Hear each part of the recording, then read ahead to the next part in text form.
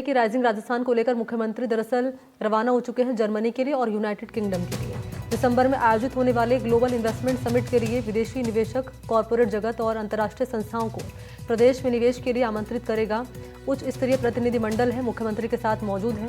6 दिवसीय यात्रा के दौरान म्यूनिक और लंदन में राइजिंग राजस्थान निवेशकों के रोड शो और राइजिंग राजस्थान पर्यटन सम्मेलनों में भाग लेने का कार्यक्रम है।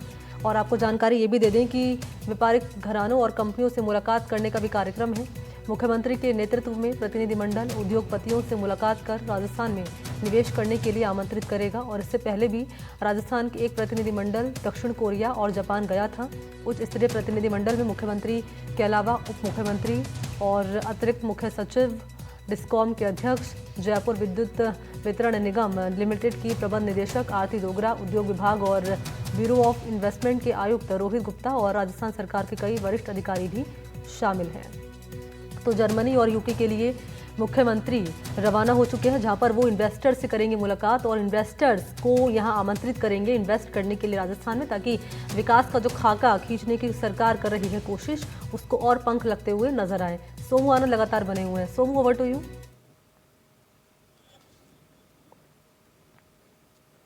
बिल्कुल, देखिए, मुख्यमंत्री की लगातार यह कोशिश है कि राइजिंग राजस्थान के माध्यम से बड़ी संख्या में उद्योग जो है वो राजस्थान में शुरू किए जाएं। जो निवेशक हैं उनको राजस्थान में आमंत्रित किया जाए। न सिर्फ आमंत्रित किया जाए बल्कि एक ऐसा इकोसिस्टम प्रोवाइड किया जाए ताकि वे यहाँ पर निवेश को तैयार हो और उसके साथ साथ राजस्थान के लोगों को इसका सीधे तौर पे फायदा हो सके। इसीलिए पिछले दिनों उन्होंने दक्षिण कोरिया और उसके साथ साथ जापान का दौरा किया था। वहां पर उन्होंने जो एआई तकनीक है उसके जरिए जो चीजें हो रही हैं, उसके साथ साथ ऑटोमोबाइल सेक्टर और अन्य सेक्टर्स में क्या कुछ नई चीजें हो रही हैं उसको देखा, समझा और उन लोगों को आमंत्रित भी किया कि वे राजस्थान में आए और यहाँ पर वो निवेश करें। अब जबकि वो जर्मनी और यूके के दौरे पर हैं, तब भी इसी बात की उम्मीद जताई जा रही है कि यहाँ भी वे ऐसा ही करेंगे, क्योंकि खास तौर पे ऑटोमोबाइल सेक्टर, उसके साथ साथ एनर्जी सेक्टर जिसमें सोलर एनर्जी भी शामिल है, और उसके साथ साथ जो स्टार्टअप्स का पूरा इकोसिस्टम है उसमें और मोबिलिटी के सेक्टर में, इन सभी सेक्टर्स में वो जाकर के वहां पे लोगों से बातचीत करने वाले हैं। वे लोग जो स्टेक होल्डर्स हैं इन सेक्टर्स में, उनसे बातचीत होगी और उनको आमंत्रित किया जाएगा, कहा जाएगा राजस्थान आए, राजस्थान में यहाँ पे निवेश करें। देखिए, मुख्यमंत्री एक तरफ तो सरकारी नौकरियों को लेकर के संजीदा हैं ही। अभी 70,000 से अधिक पदों के लिए वैकेंसी जो है वो आने की संभावना बताई जा रही है, जिसका कैलेंडर अगले 1-2 दिनों में जारी हो जाएगा। वो और लगातार मुख्यमंत्री ये कहते रहे कि हमने जितना कहा है उससे अधिक नौकरी देंगे। उसके साथ साथ जो रोजगार सृजन का पूरा मामला है उसके लिए इस तरह का निवेश जो है वो काफी जरूरी है। और मुख्यमंत्री इस बात को दोहरा चुके हैं, कई बार मंचों से कह चुके हैं कि हमारी कोशिश ये नहीं है कि हम बस ये आंकड़ों में दिखाएं कि हमने इतने हजार करोड़ का एमओयू साइन किया, बल्कि वो जमीन पर भी उतारे ताकि राजस्थान के लोगों को उसका सीधे तौर पर फायदा हो सके।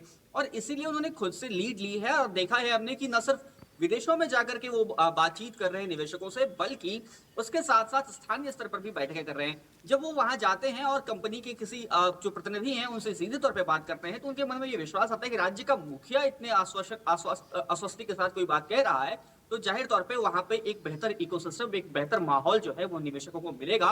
और ये विश्वास अगर निवेशकों में होता है तो निश्चित रूप से राजस्थान में आने वाले दिनों में बड़े पैमाने पे निवेश हो सकता है। इसकी कोशिश मुख्यमंत्री भजनलाल शर्मा कर रहे हैं। और कौन कौन से सेक्टर्स रहेंगे सोमू आनंद, जो कि इन्फ्लुएंस होते हुए नजर आएंगे इस दौरान? हाँ, देखिए, एनर्जी का सेक्टर है, ऑटोमोबाइल का सेक्टर है, मोबिलिटी का सेक्टर है, उसके साथ साथ स्टार्टअप्स और जो रक्षा का सेक्टर है, पर्यटन का सेक्टर है, ये सभी सेक्टर्स जो है वो काफी महत्वपूर्ण है। और इन सेक्टर्स पे विशेष फोकस भी है कि खासतौर पे एनर्जी के सेक्टर की अगर हम बात करें तो देखिए राजस्थान में, क्योंकि राजस्थान एनर्जी के लिए काफी ज्यादा डिपेंडेंट रहा है, तो अभी कोशिश ये है हर जगह पर कि एनर्जी सेक्टर्स में किस तरह से इन्वेस्टमेंट आए और राजस्थान किस तरह से सेल्फ डिपेंडेंट हो सके, और खासतौर पे जो रिन्यूएबल एनर्जी है उसके सेक्टर में किस तरह से इन्वेस्टमेंट आए, इसकी कोशिश सबसे ज्यादा है। उसके साथ साथ मोबिलिटी का सेक्टर जैसा और ऑटोमोबाइल का सेक्टर है, उसके साथ साथ स्टार्टअप इकोसिस्टम राजस्थान में तैयार हो बड़ी संख्या में, तो इन सारे सेक्टर्स में और एनर्जी के सेक्टर में, उसके साथ साथ जो डिफेंस का सेक्टर है, रक्षा का क्षेत्र है, ये सभी सेक्टर्स जो है वो काफी महत्वपूर्ण हैं। और आने वाले दिनों में जब मुख्यमंत्री इन सभी जगहों पर जा रहे हैं तो इन सभी सेक्टर्स पे उनका ध्यान जो है बहुत प्रमुखता से रहने वाला है। ठीक है, बहुत शुक्रिया आपका सोमू आनंद, तमाम डिटेल्स इस खबर पर देने के लिए।